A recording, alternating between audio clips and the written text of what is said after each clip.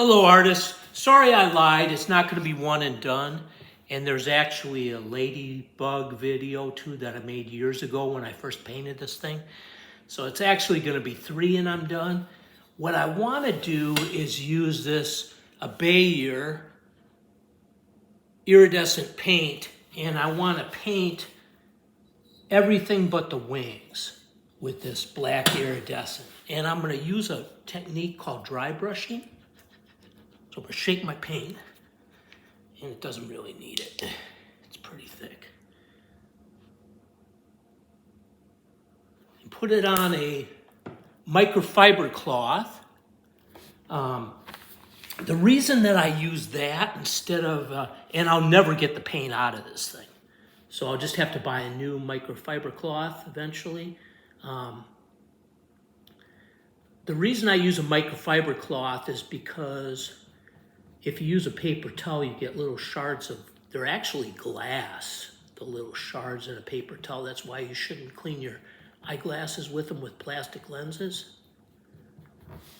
And then you're going to rub most of it off. Now I'm using a Army Painter dry brush that I purchased from my LGS Masterclass Moderate Dry Brush. So it's the middle size. And then I'm just going to brush over perpendicular to the long axis of the leg.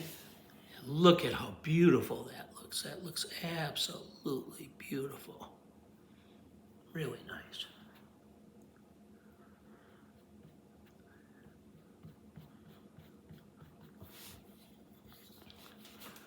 Then I'm going to do his antenna. Then I'm going to do his other antenna. And this paint is so transparent. It still looks red, but it just looks more iridescent there. So I'm really liking this effect of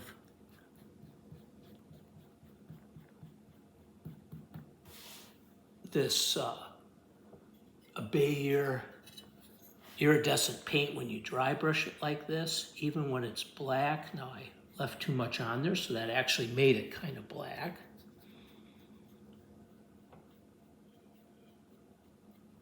So that's okay if you want that effect, right? But I'm really impressed with this ability to look more transparent. And I discovered it on my Dungeons and Dragons Black Dragon that I had done with this technique. And I thought it would turn it more black because I had done some purple highlighting on it, but it didn't. It just made it look iridescent and kind of almost, rather than glass, almost a satin kind of. So it's pretty nice.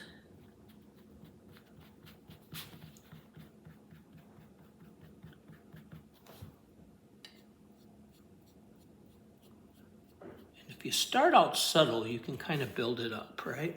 Oh, that looks nice. It really brings out the texture in that leg that was kind of lost. And it really brings out the texture because it's being dry brushed.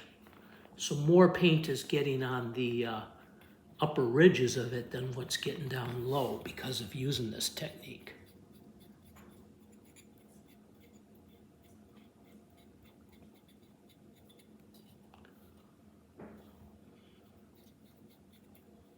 You could probably be pretty happy as a painter only dry brushing and not do anything else.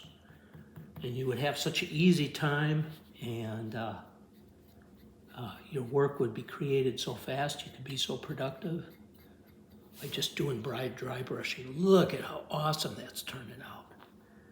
Now I'm going to make this leg look a little more black by brushing a little less of the paint off.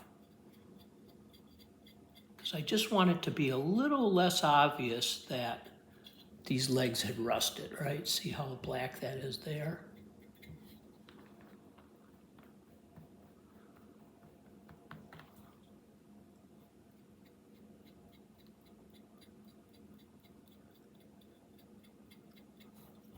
Just make it look a little more symmetrical.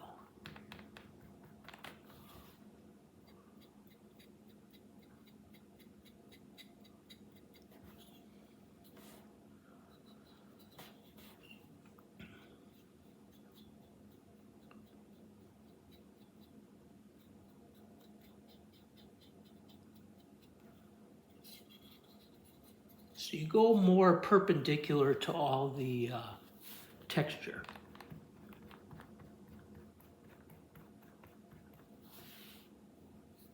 If you wanted to only dry brush some places and not so much others.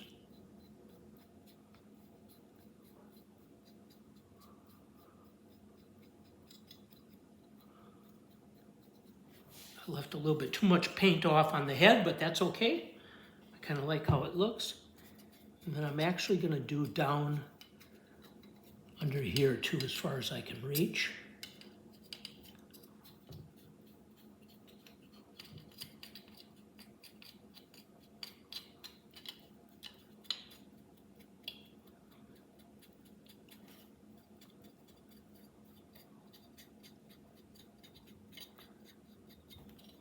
That is one pretty bug, right? See if I can hold it so you can actually see it all.